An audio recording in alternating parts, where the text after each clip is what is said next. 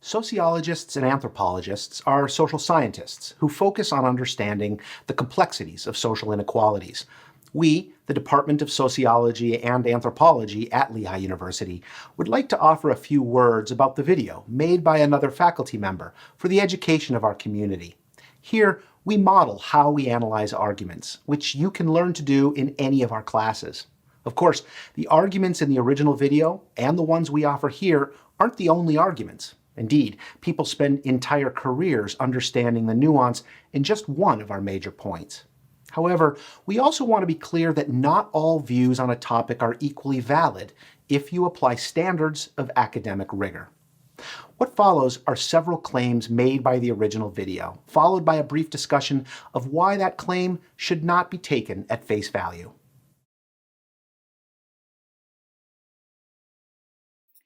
It's hard to find someone making a serious argument that most poor people are Black, because they aren't. But the important point here is that there is a substantial and very well-documented relationship between race and class. If 24% of poor people are Black, but the general population is only 12% Black, then this racial group is overrepresented among poor people. If poverty rates were equally spread across races, then the percentage of poor people of each race group would equal their prevalence in the overall population. Another way to think of this is to look at poverty rates. That is the percentage of each racial group that is considered impoverished. Clear and consistent data indicate that poverty rates differ by racial group.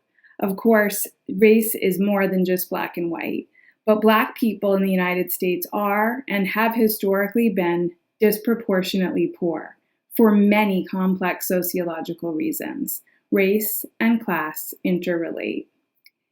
A good overview of race and poverty can be found in the Stanford Center on Poverty and Inequality State of the Union, the Economic Policy Institute blog, and the State of Working America website. The links are in the description.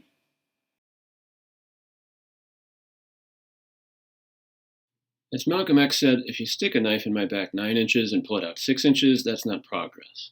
If you pull it all the way out, that's not progress. Progress is healing the wound. So if we find that a group overrepresented among the poor at 4 times their share of the population 80 years ago is now only overrepresented among the poor at twice their share, is that really progress? Another problem. When the US government began measuring the poverty line in the mid-1960s, social realities were quite different from today's. Poverty indicators have focused heavily on food rather than high-cost items like housing or healthcare, thereby underestimating the actual extent of poverty. In other words, inaccurate indicators give us an erroneous sense that we have less poverty.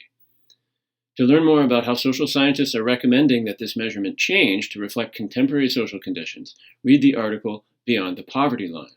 You can see how the World Bank is thinking through important questions about how to measure poverty in a global context on its blog, and get a history of the official poverty line measure on the Census Bureau's website.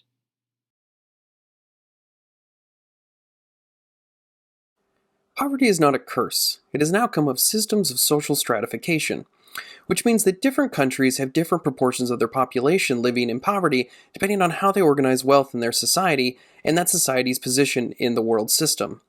Furthermore, we can't consider intergenerational poverty in isolation from intergenerational social mobility.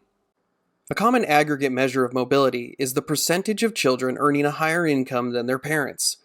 A recent study by an interdisciplinary team of social scientists titled The Fading American Dream uses this measure to show that mobility in the United States has been declining over the last 50 years. Whereas 90% of children born in the 1940s earned more than their parents, roughly 50% of those born in the 1980s earned more than their parents, and this remains the case after accounting for taxes and transfers. When considering only women, this figure drops to 26% of those born in the 1980s.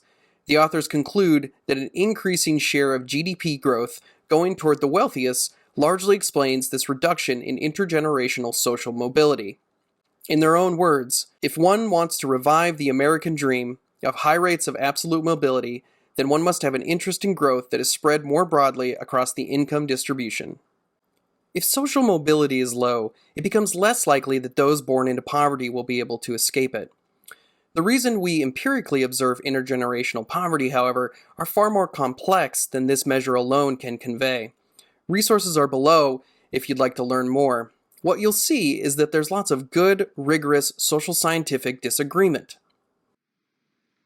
If you're interested in the more esoteric point of using quintiles to assess social mobility, a study called Questioning Quintiles is a good source. Note that studies that use quintiles assess households, not individuals.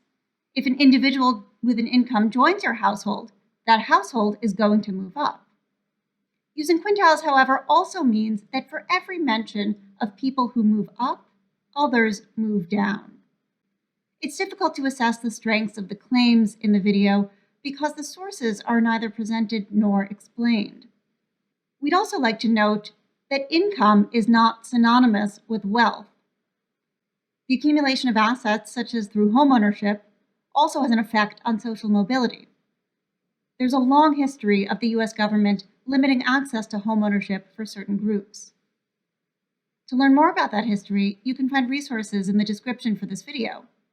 You can also find resources about inequalities of wealth rather than of income.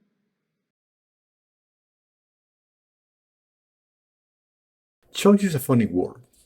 In the social sciences, there's always a tension between social structures or constraints and agency or free will.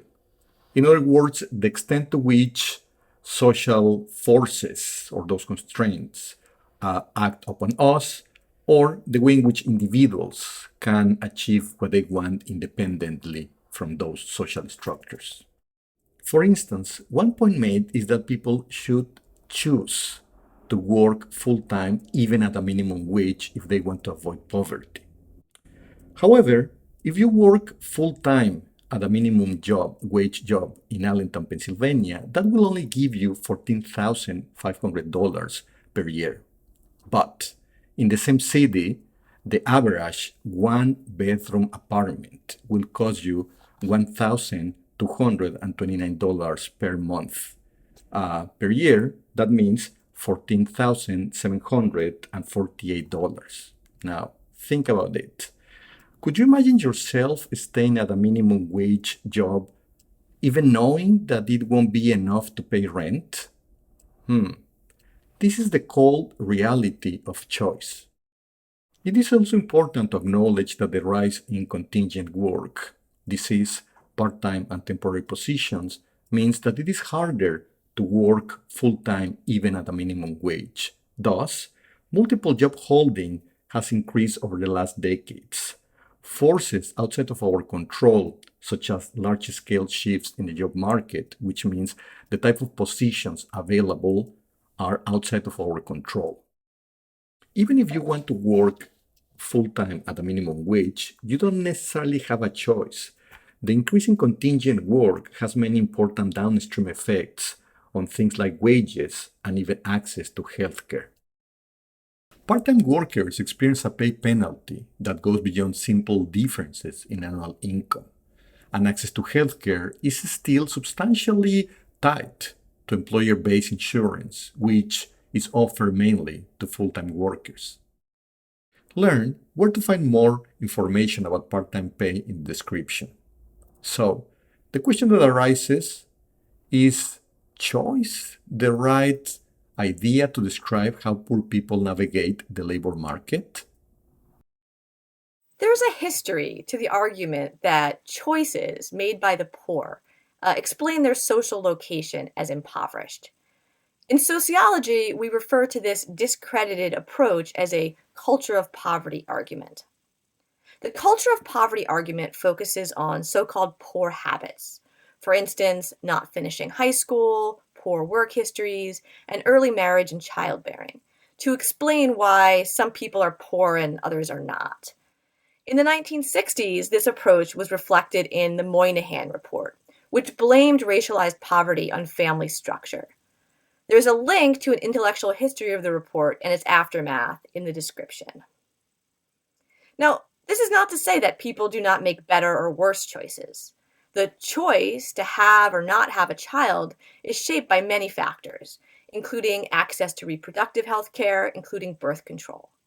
This access is not equally distributed in society. Another important point is that correlation does not equal causation.